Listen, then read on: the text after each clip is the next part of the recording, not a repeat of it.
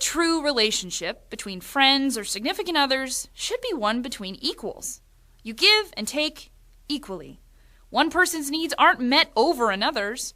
Friends and partners are supposed to give you energy, lift you up when you're down, and want the best for you. But sometimes we get into relationships that drain energy from us. These are toxic relationships, and they can negatively affect all aspects of our lives. On this week's Wellcast, we're going to show you how you can tell if you're even in a toxic relationship, and then we're going to help you extricate yourself from that unhealthy situation pronto. Selfie 1. Diagnose the relationship. How do you know if a friend or partner is bringing you down? Well, in much the same way that you know that you're coming down with a cold. Toxic relationships come with symptoms. When you're around this person, how do you feel? Here are a few other questions you should ask yourself if you're thinking you might be in a toxic situation. Does my friend put me down all the time? Are they jealous when I spend time with others? Do they constantly bring up parts of me that they want to change? Do they take more than they give? Am I only doing the things that they want to do? Selfie 2. Recognize your role in the relationship. As Eleanor Roosevelt said, nobody can make you feel inferior without your consent. All right, look, we know we got that from Princess Diaries, obviously. Moving on.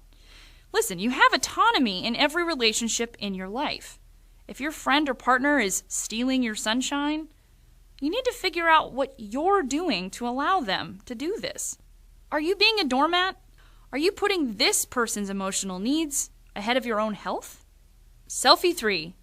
Start to build boundaries for this relationship. Does your friend invite themselves over at all hours of the night? Are they constantly bossing you around? Are they always borrowing money from you? All right. Once you know the boundary that you want to set, stick to it. Draw your line in the sand. Selfie 4. Recognize you can't change other people, but you can stop being a doormat. If you've determined that a friendship or relationship is toxic, you know that you have to change the nature of that relationship. Start by spending less time with that person and do your best to detach yourself emotionally. Hopefully, setting boundaries will help you begin to phase this relationship out. Selfie 5. Get a second opinion. Especially if you're emotionally vulnerable, the best thing you can do is surround yourself with people who love you and who want you to be happy and healthy. Use them as a lifeline during this time.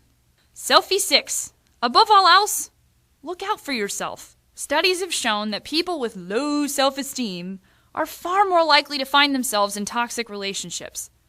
You will never be treated with love and respect unless you absolutely believe that you deserve these things. Remember, you teach people how to treat you. So do yourself the favor of loving yourself.